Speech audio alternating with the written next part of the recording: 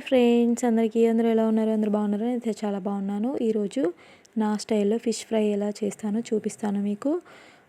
ముందుగా ఫిష్ని అయితే మంచిగా ఉప్పేసి మంచిగా కడుక్కొని ఆరబెట్టుకొని పక్కన పెట్టుకోవాలి. తర్వాత దీనికోసం కావాల్సిన ఐటమ్స్ చూపిస్తున్నాను చూడండి. ఇక్కడ అల్లం వెల్లుల్లి పేస్ట్, కారపొడి, ఉప్పు, పసుపు, ధనియాల పొడి, మెంతి పొడి, కొంచెం పసుపు, మనకు గరం మసాలా, ఇవైతే మెయిన్ ఇంపార్టెంట్. ఖచ్చితంగా ఈ మసాలాలు ఉంటేనే మనకు ఫిష్ ఫ్రై అనేది చాలా మంచిగా టేస్టీగా ఉంటుంది.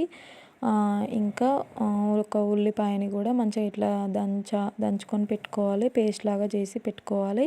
ఇవన్నీ రోట్లోనే దంచుకుంటాను నేనైతే.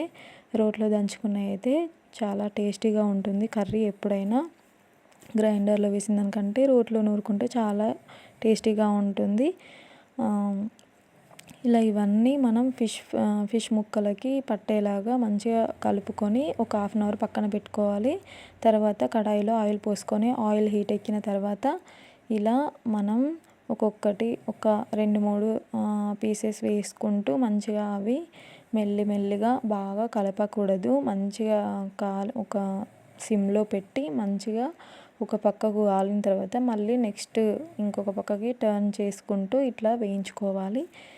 ఇట్లా లేకపోయినా కూడా మనం ఎక్కువ ఆయిల్ వద్దు, వేస్ట్ అవుతుంది అని అనుకుంటే ఇట్లా నాన్ స్టిక్ ప్యాన్ పైన కొంచెం ఆయిల్ పోసి అందులోనైతే ఈ ముక్కలు వేసి మంచిగా 10 to 15 మినిట్స్ 20 మినిట్స్ దాకా వేయించుకుంటే రెడీ ఫిష్ ఫ్రై. మీకు నచ్చినట్టయితే లైక్, షేర్ అండ్ సబ్స్క్రైబ్ చేయండి.